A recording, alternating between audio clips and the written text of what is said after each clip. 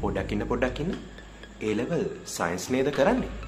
බලන්න මේ MCQ එක මීට කලින් කරලා තියෙනවද කියලා. ඔයාලා හැමෝම එකතු වෙලා ඉන්නේ Monomen Physics Season 2 හතරවෙනි එපිසෝඩ් එකත් එක්ක. අද අපි කතා කරන්න බලාපොරොත්තු වෙන්නේ ධාරා විද්‍යුතය ගැන. ඔයාලා දන්නවා භෞතික විද්‍යා බහුවර්ණ ප්‍රශ්න පත්‍රයේ තියෙන සමක ප්‍රතිරෝධ බහුවර්ණ ගැටලුව කියලා කියන්නේ ඊටාම ප්‍රසිද්ධ ගැටලුවක් කියන එක. මේ තියෙන්නේ 2023 A level 29 වෙනි බහුවර්ණ ගැටලුව. බැලු බැලමට ලොකු පරිපතයක් විදිහට පෙනුනට මේක ඇතුලේ තියෙන්නේ හරි පොඩි ට්‍රික් එකක්. ඉතින් මේ වගේ සමක ප්‍රතිරෝධ ගණන් හදද්දී ඔයාලා මුලින්ම මොකක්ද කරන්නේ? ප්‍රතිරෝධ ටික දිහා බලාගෙන සුළු කරගෙන යන එකද? නැත්නම් පරිපතේ පුළුවන් තරම් සරල කරගන්න බලන එකද? මම ඔයාලට දෙන ඇඩ්වයිස් එක තමයි ළමයි මේ වගේ ලොකු පරිපතයක් තියෙන සමක ප්‍රතිරෝධ ගැටලුවක් දිහා බලනකොට සන්නායක කම්බි දිහා හොඳට බලන්න.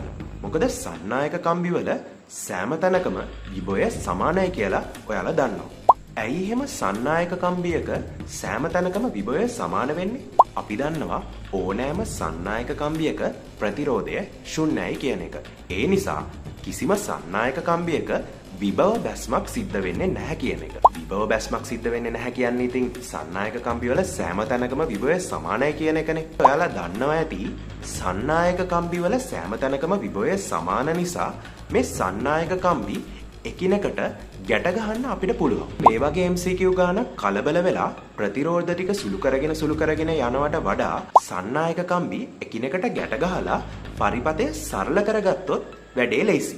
මේ දැන් දාලා තියෙන රූපෙ දිහා බැලුවාම ඔයාට පේනවා ඇති කහ පාටින්, රතු පාටින්, නිල් පාටින් සහ කොළ පාටින් මේ හයිලයිට් කරලා තියෙන්නේ සන්නායක කම්බි. එහෙමත් නැත්නම් විභව සමාන වෙන තැන් ටික. ඉතින් මේ විභව සමාන වෙන තැන් ටික එකිනෙකට ගැට ගහලා මේ පරිපතය තවදුරටත් සරල කරොත් මෙන්න මේ වගේ රූපයක් ඔයාලට හිතා ගන්න පුළුවන්. ෆිසික්ස් MCQ වැඩෙක් නම් මේ වගේ රූප සටහනක් කොලයක අඳින්න නැතුව මනසින් හිතා ගන්න අනිවාර්යයෙන්ම පුළුවන් වෙන්න ඕන.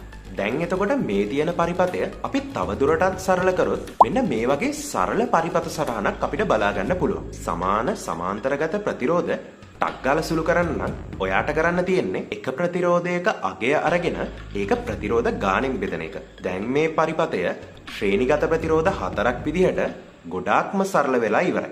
මේ සරල පරිපතය මේ විදිහට සුළු කරලා ඔයාට R ගේ උත්තරේ ටක් ගාලා ගන්න පුළුවන්. මේ විදිහ MCQ වරණ දිගටම බලන්න කැමති නම් කටුකොලේ A level subscribe කරන්නත් අමතක කරන්න එපා. ඒ වගේම තමයි කටුකොලේ A level ගැන ඔයාලගේ යාළුවන්ට share කරන්නත් අමතක කරන්න එපා.